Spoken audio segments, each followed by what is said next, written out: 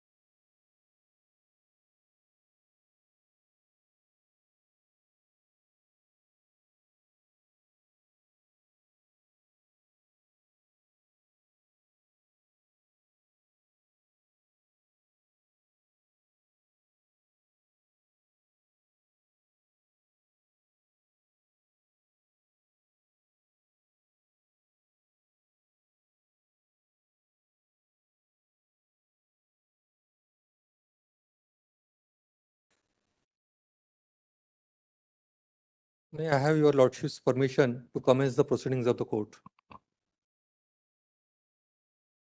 My distinguished brother and sister judges, Mr. R. Venkatramani, Attorney General for India, Mr. Tushar Mehta, Solicitor General, the officers, Mr. Wadhwa Thackeray, Aishwarya Bhati, Mr.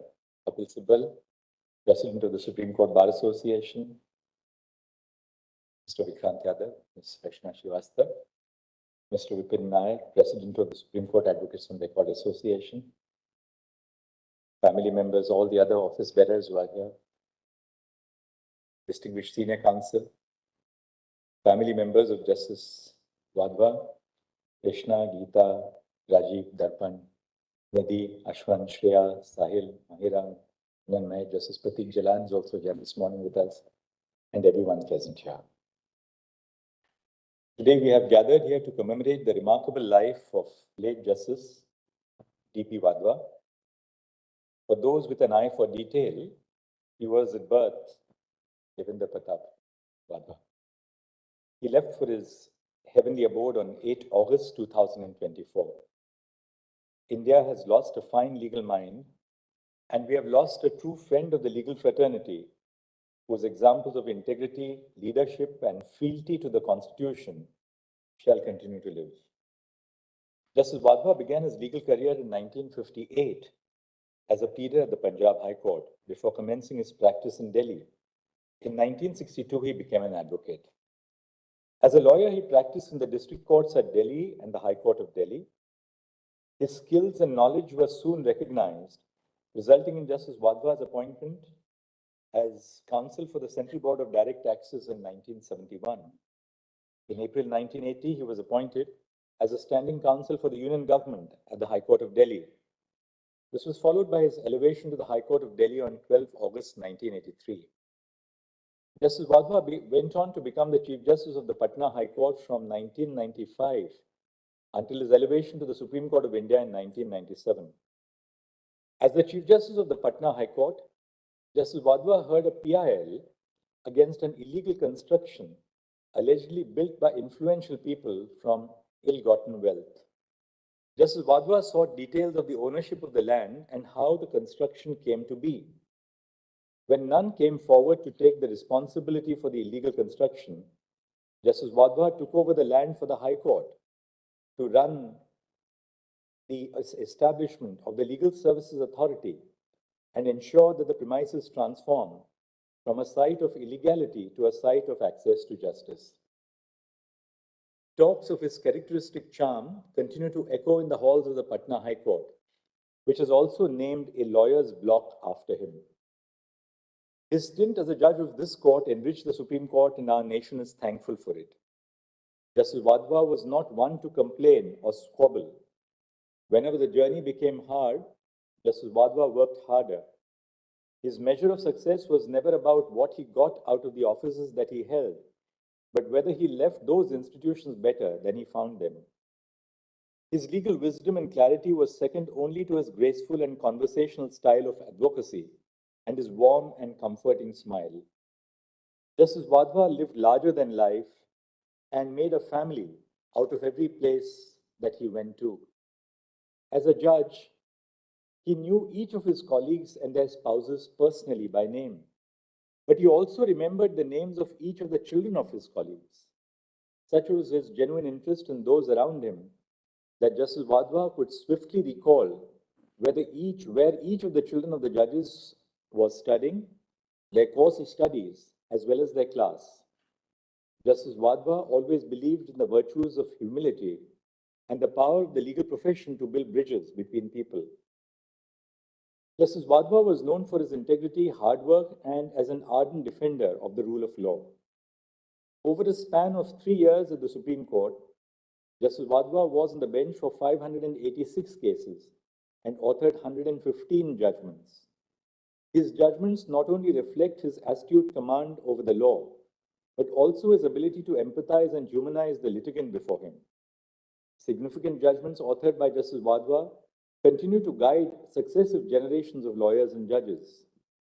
In the state of Gujarat versus the High Court of Gujarat in 1988, while dealing with the question of whether convicted prisoners ought to be paid for the labor which they are required to do, Justice Wadhwa held that labor which is remunerated below the minimum wage amounts to forced labor, which is in violation of Article 23 of the Constitution. He opined that the constitutional prohibition against forced labor was expansive and cannot be interpreted in a restrictive manner. Justice Wadhwa repelled the argument of deterrence by boldly declaring that the purpose of criminal law in India is not to hate the criminal, but to reform him. In Gaurav Jain versus Union of India, Justice Wadhwa held that the children of sex workers have the right to equality of opportunity, dignity, care, protection, and rehabilitation, and to be a part of the mainstream of social life without any stigma. A reading of Justice Wadhwa's opinion would not only reflect the humanity and justice, which were the cornerstone of his legal outlook, but they also reflect his poetic bent of mind. In M.I. Builders versus Radhesham Sahu, which was really a celebrated judgment at that time in 1999, Justice Wadhwa directed the demolition of illegally constructed shopping complexes in Lucknow at the site of a historical park. Justice Wadhwa directed the state to restore the park for its environmental impact and historical significance. He boldly declared that the spending of a few crores of rupees in building the complexes is no ground to violate the fundamental rights guaranteed under Article 21 of the Constitution. Most memorably, in state of Tamil Nadu versus Nalini, Justice Wadhwa upheld the conviction and sentencing of the assassins of former Prime Minister late Sri Rajiv Gandhi. Justice Wadhwa underscored the sacrifices made by the leaders of our nation in their pursuit of peace and stability, reminding us that the pursuit of justice is not just about punishment, but about upholding the values that define our collective identity. Justice Wadhwa's legacy, therefore, is not only one of legal rigor, but also of a profound understanding of the moral dimensions of justice, leaving an indelible mark on the legal landscape of India. When he wrote his judgment in Thyssen, it was a path-breaking approach to foreign arbitral awards. But these judgments were in no way delivered without the humility and grace with which we fondly remember Justice Wadhwa. In one case, two senior advocates were in a ferocious argument with each other. As the temperature of the court rose with the voices of the senior counsel, Justice Wadhwa intervened with his calm but commanding voice. He politely asked the seniors why they were raising their voices when everyone knows that they will share their cup of coffee in the coffee house after court. And he said, why don't you allow that sense of camaraderie to permeate the arguments? The decibels immediately shrunk as the courtroom burst into laughter. Another instance of Justice Wadhwa's genuine interest in the betterment of everyone around him is his initiative in establishing INSOL India. As a judge of the Supreme Court, Justice Wadhwa had visited London for a judicial conference at INSOL International. He keenly observed the working of the organization and returned with a vision to open an India chapter of INSOL to promote insolvency law in India. The success of INSOL India is a testament to his visionary leadership born out of his hard work.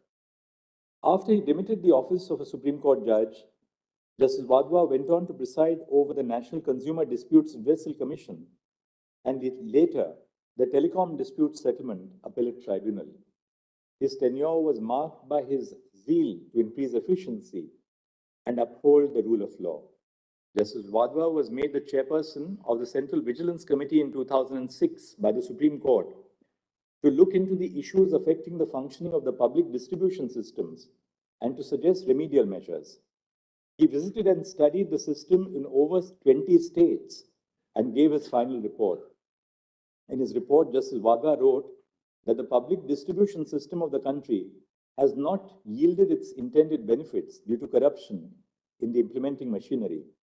He advocated for the use of modern technology to enhance transparency and efficiency in the public distribution system.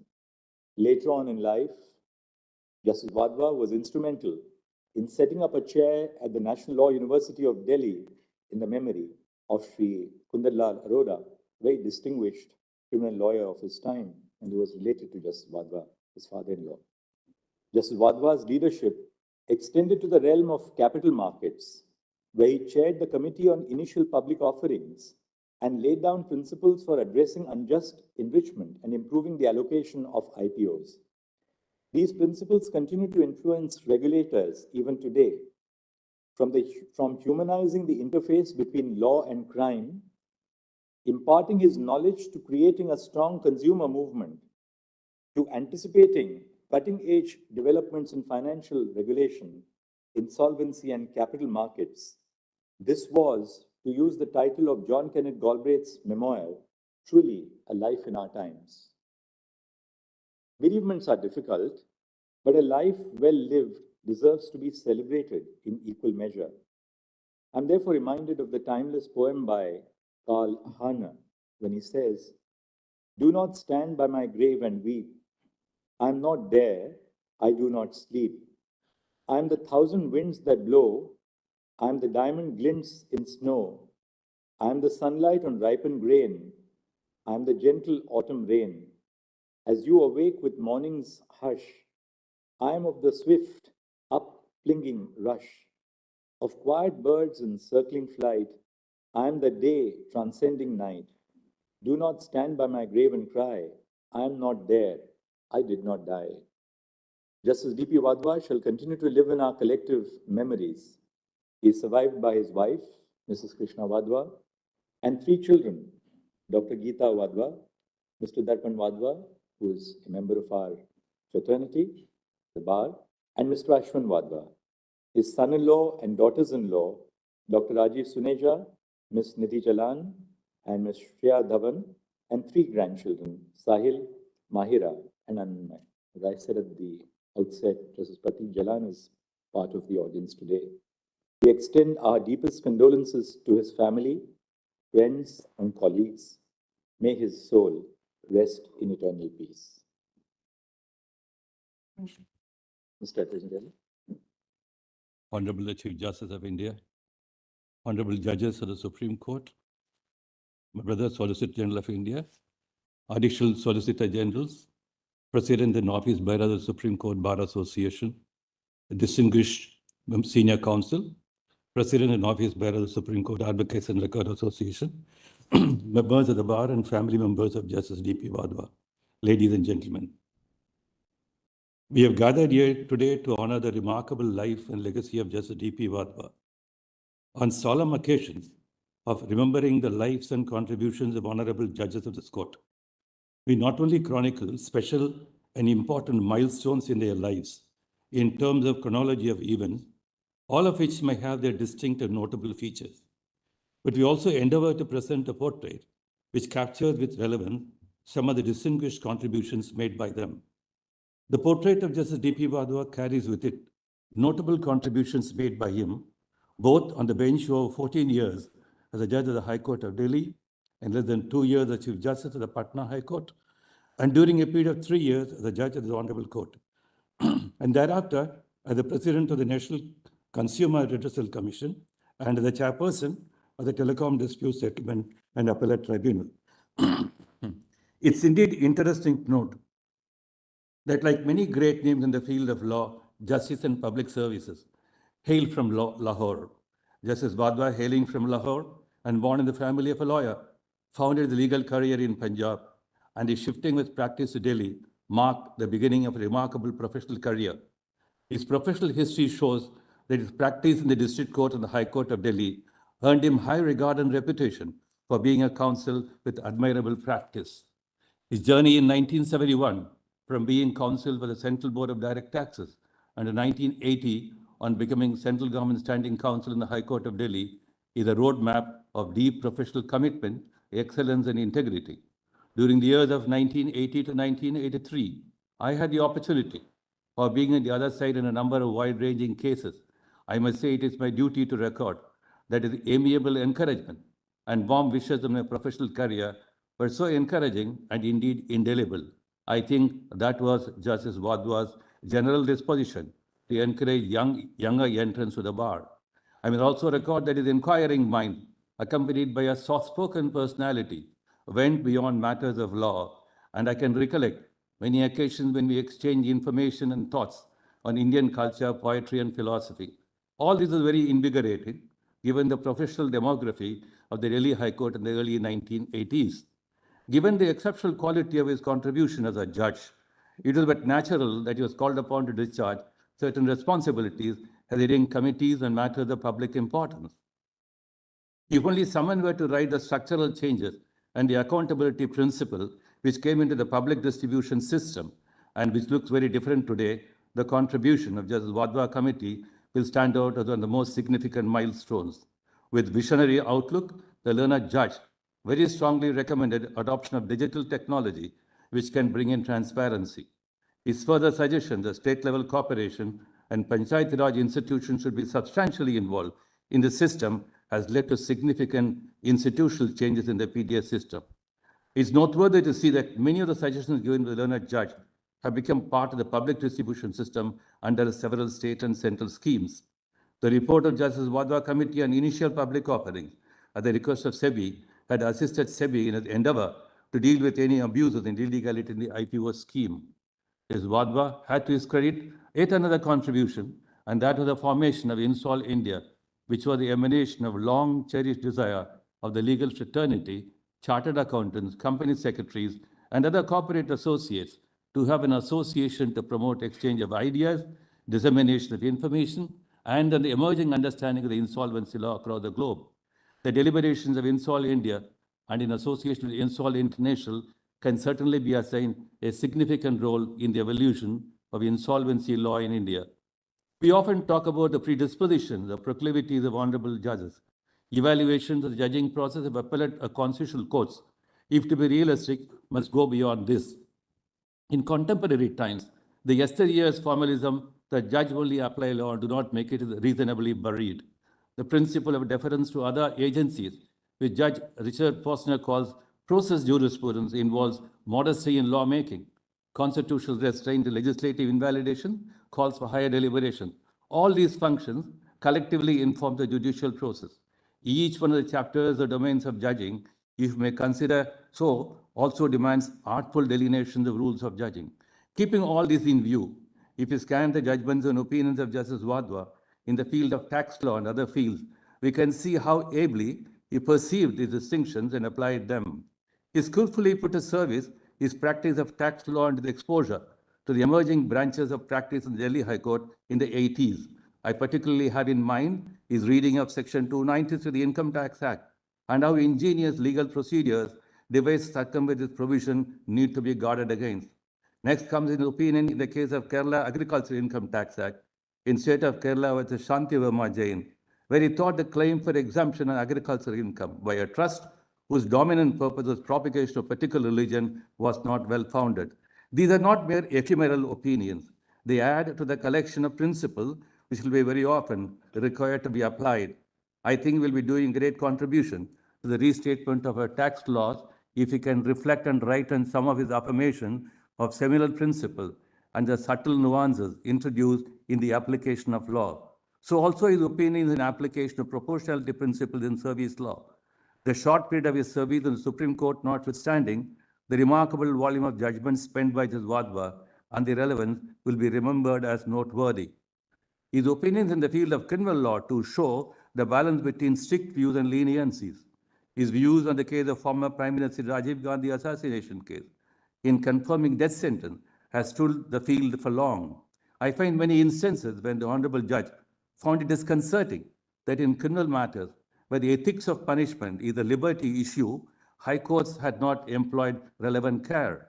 With justifiable anguish, the Justice Wadhwa underscored the importance of witness protection in criminal trials in Swaran Singh versus State of Punjab. The pages spent on underscoring this importance are a testimony to the judge's sensitivity to fairness in the criminal justice system. Justice Wadhwa's opinion in a case under Medical Termination Pregnancy Act, which involved the attempt of the accused to secure the assistance of an unqualified medical professional, was wholly unconscionable. The well-settled principle under Section 34 of the Indian Penal Code that common intention may develop at spot was relevantly applied, as the judge felt about the importance of securing all due processes about women's health. Justice Wadhwa eminently belongs to the class of judges who have contributed to legal literature. His work on the law of consumer protection, along with Mr. N.L. Raja, an eminent senior lawyer in the Madras High Court, is a worthy contribution to the law of consumer protection. On a personal note, I may add here that the learned judge was the president of the National Consumer Dispute Resolution Commission. He used to call me and share about occasion when he would use my volume on thoughts. I remain in personal gratitude for his warm remarks, which always remain encouraging. Between responsible deliberations and chances involved in the listing of matters in the court, the opportunity to deal with matters a moment beyond the run of the mill, even among the appellate and constitutional crowding, land in the laps of judges. These are occasions for innovations and creativity. The pages of Supreme Court reports are sprinkled with a large number of them. One such opportunity was well engaged in by the Honorable Judge when he was a judge of the Delhi High Court, and that was the Naveen Jindal national flag case. The Supreme Court affirmed the view taken by the learned judge, which reflects a deep understanding of the exercise of fundamental rights in promotional national values of culture. He is survived by his wife Srimati Krishna Wadhwa, his daughter Geeta Wadhwa, and the family, son Darpan Wadhwa and his family, and son Ashan Wadhwa and his family. My deepest condolences to the members of the bereaved family.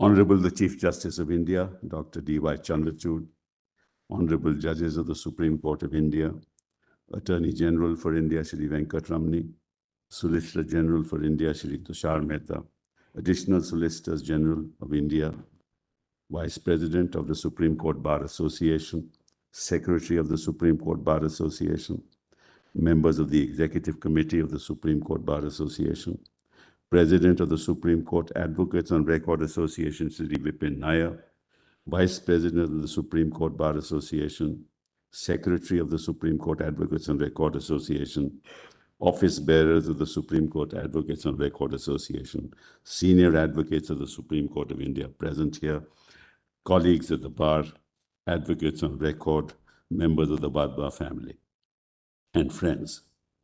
We are gathered here today to pay homage to the memory of Justice Devinder Pratap Wadhwa, who was born on May 5, 1935, and passed away on August 8, 2024, at the age of 89.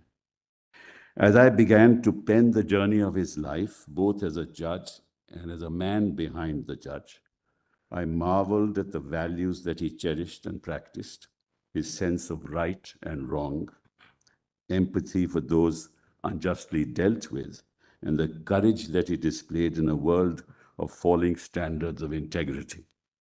I got a glimpse of these traits of his personality in my interactions with those who knew him, and from the members of his family, apart from the slew of significant judgments that he rendered.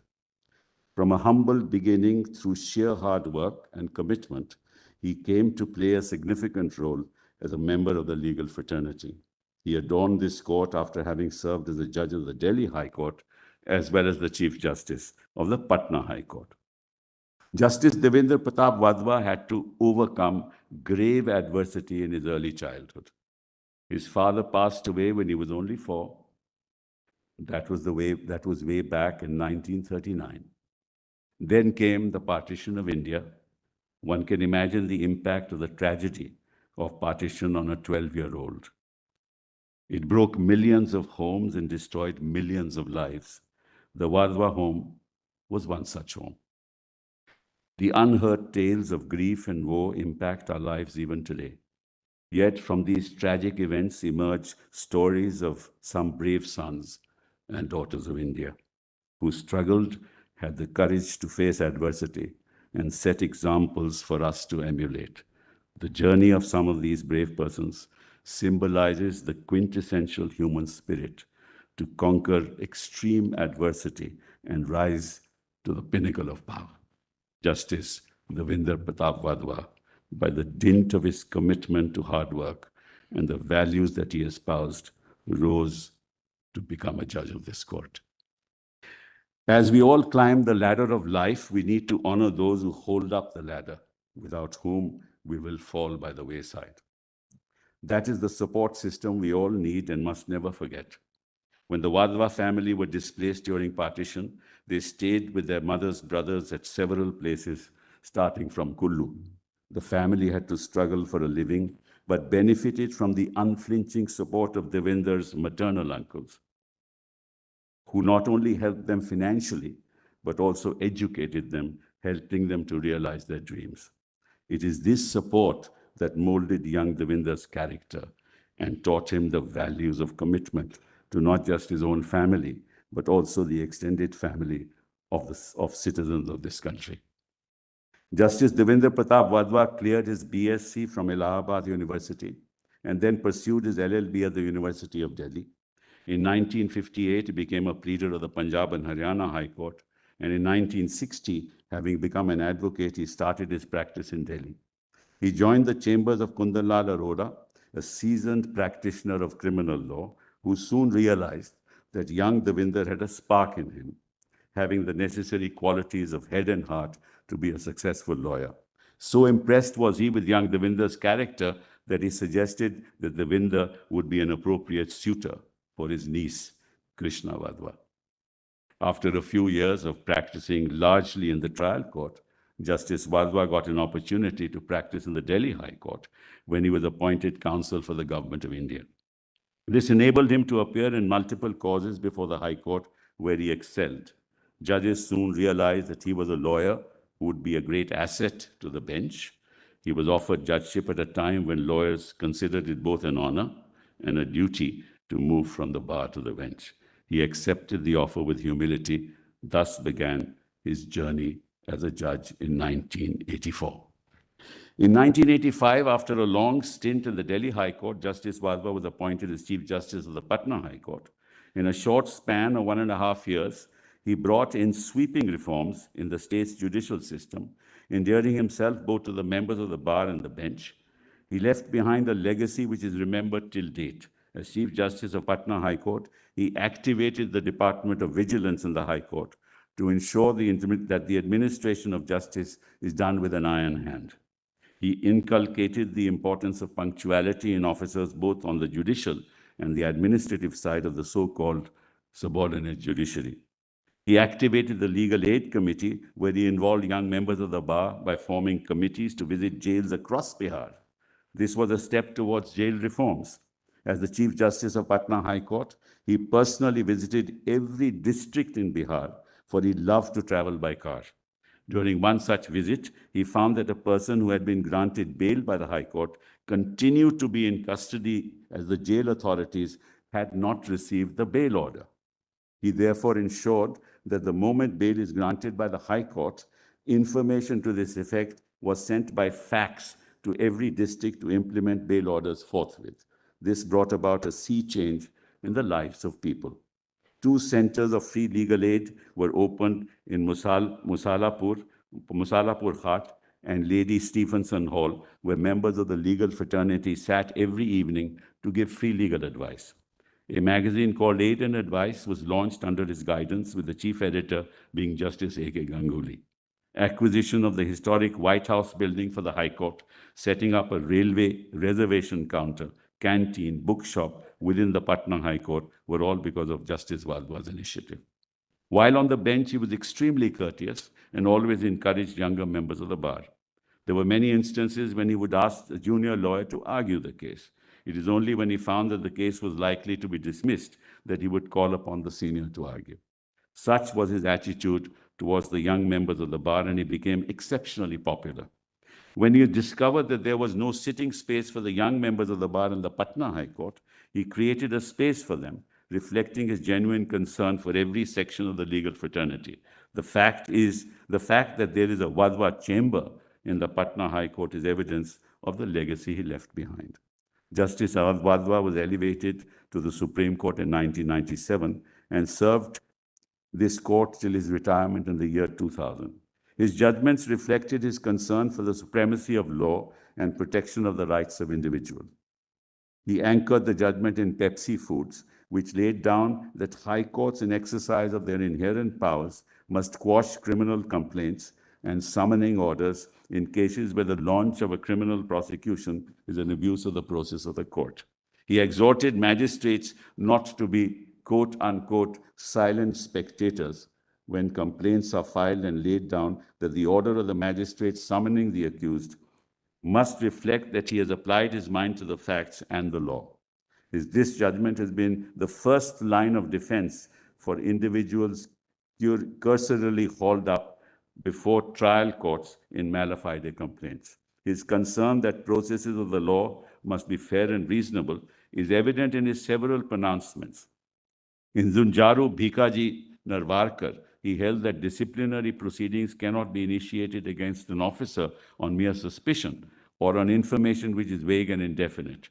In G. Sagar Suri, he laid down that an employee cannot be made to undergo mental agony coupled with monetary loss when protracted disciplinary proceedings, and an inordinate delay that was a valid ground to quash the same.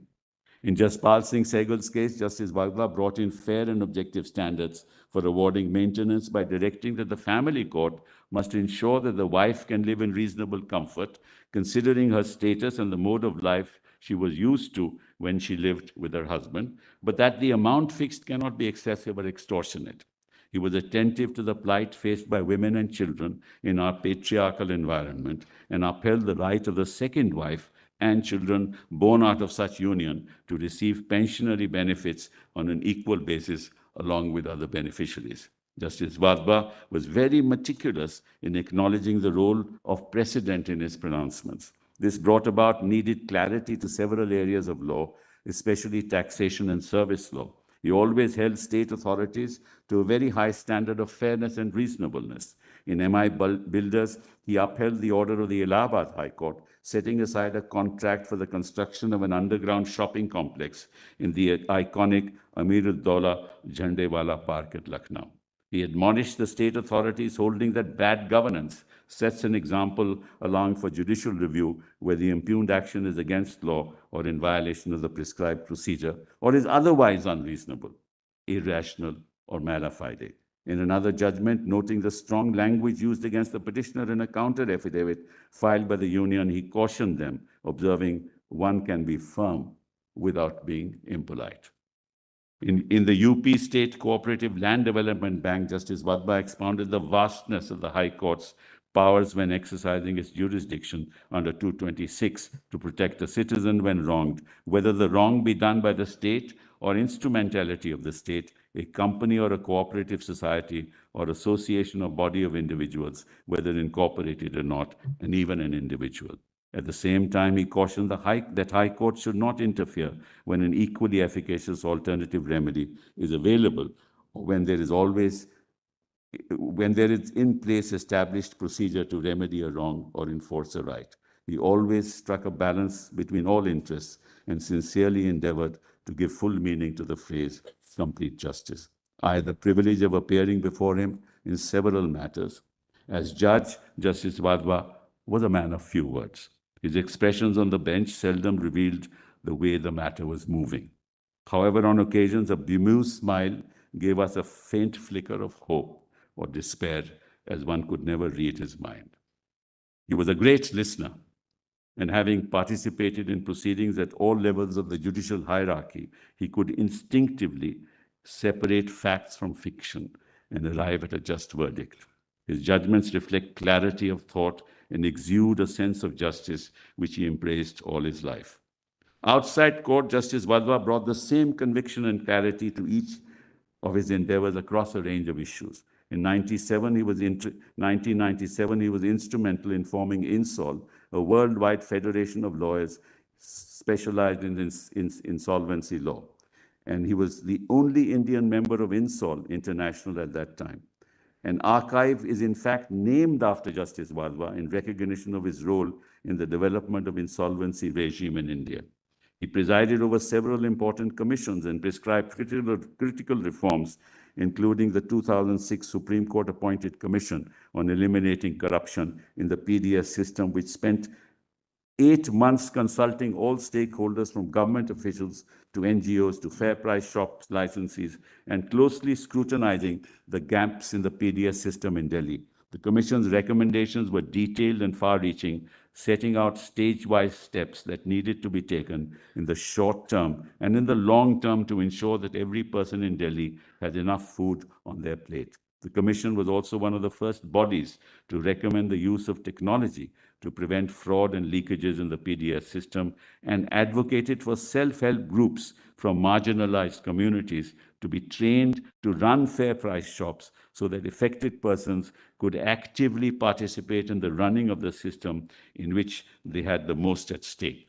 Justice Wadhwa also chaired a SEBI-appointed commission on reallocation of shares in the matter of the initial public offering irregularities between 2003 and 2005. The commission identified 13.5 lakh individuals as eligible for restitution. SEBI has since fully recompensed about 11 lakh individuals and in the process of completing payouts to others. The reforms introduced pursuant to the commission were crucial to re-establishing investor confidence in the Indian stock markets.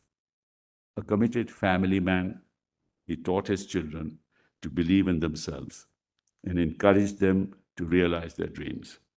He was an avid gardener and a foodie who, according to his daughter, made the most amazing Rogan Josh. His leisure time was spent with his family, and after retirement with friends at the IIC, consuming fried snacks in the evening away from the vigilant eye of Krishna, his wife. And when asked, he would say, and perhaps that's the only time he said, he deviated from the principle, the truth, the whole truth, and nothing but the truth. Magnanimous, he always kept an eye open for the poor and the weak, patient, dignified, with a sour sense of humor and an occasional mischievous smile. This made him the person he was, lovable and endearing. 6 years ago, he suffered a spinal injury, which to his utter dismay limited his movements. Ultimately, it was prostate cancer along with COVID that took him away from us. He's survived by his wife Krishna, his daughter Geeta Wadhwa, who is a GP settled in Manchester, UK, his elder son Darpan Wadhwa, a senior advocate, and his architect technologist son Ashwin Wadhwa. Our condolences, deepest condolences to the members of his family. May his soul rest in eternal peace.